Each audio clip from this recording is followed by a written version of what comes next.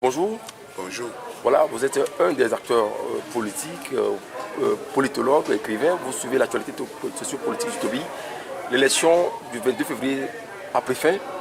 Fauna Sibé a encore crédité de 72%. Quelles sont vos impressions? C'est de la rigolade. On a l'impression que les Africains en sont encore à la préhistoire, ou je ne sais pas comment décrire ça.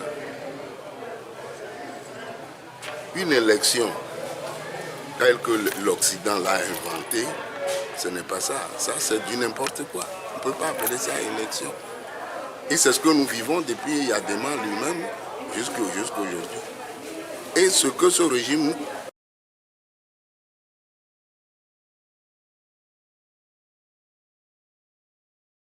vécu ça ici. En 1946, lorsqu'il y a eu des élections pour désigner un député à l'Assemblée française, un député togolais à l'Assemblée française, et que les nationalistes ont gagné haut la main, les Français se sont serrés les reins et ont dit ça n'allait plus jamais se reproduire. Et cela ne s'était plus jamais reproduit jusqu'en 1958, quand les Nations Unies étaient venues. Et les chiffres ont été tout simplement inversés. C'est ce que nous vivons.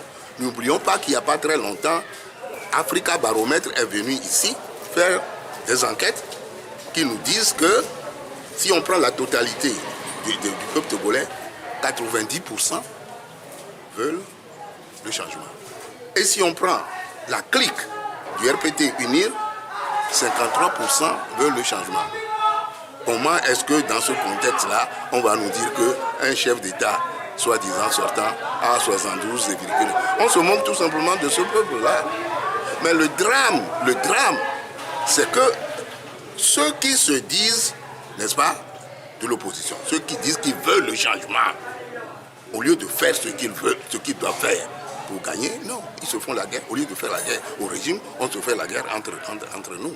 C'est là le véritable drame.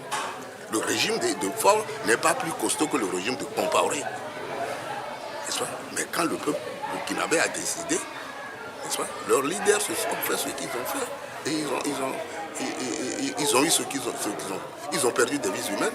Mais bon, la vie est ainsi faite. Donc, pour moi,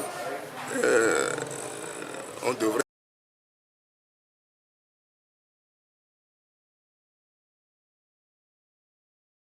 Nous vivons aujourd'hui et avoir une stratégie déjà prête pour continuer la lutte, tout simplement. Le peuple s'est mobilisé la fois dernière à plus de 76% de taux de participation. Et cette mobilisation qui démontre que l'alternance, le peuple le souhaite, mais malheureusement, c'est le même constat chaque fois. Et ça dit qu'on ne va plus faire confiance aux institutions de la République d'organiser ou faire appel à d'autres institutions extérieures pour organiser les institutions. Ah oui, mais les autres institutions, on va vous dire que le Togo est souverain et que ces institutions ne peuvent pas venir. Déjà, on demande que des Togolais, les religions ont demandé que leurs observateurs observent. On a refusé. C'est ça. On va vous dire qu'on va te dire que en 1958, le Togo se trouvait encore sous la tutelle des Nations Unies. C'est pourquoi ces Nations Unies sont venues organiser des législatives qui étaient de facto un référendum.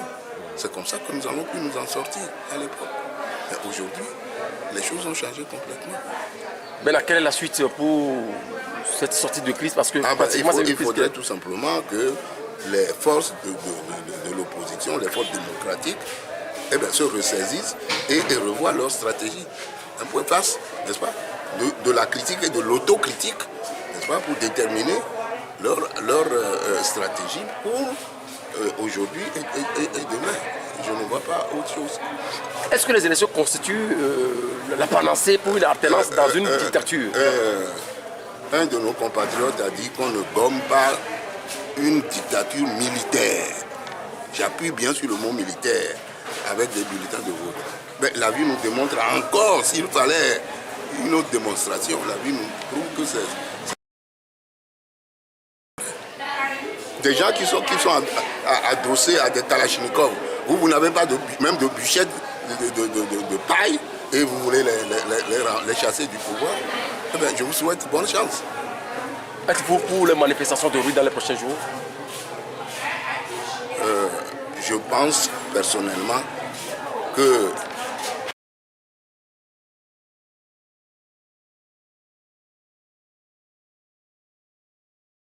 est assoiffé, n'est-ce pas, de changement, je devrais déjà se manifester. Hein? Dire que, au moins dire qu'on n'est pas d'accord là, qu'on ne veut pas ça là, on veut autre chose là. C'est ça, n'est-ce pas? Je crois que j'ai dit l'essentiel. Hein? Oui. Il faut que le peuple lui-même bouge. Moi, c'est ce que j'ai toujours pensé.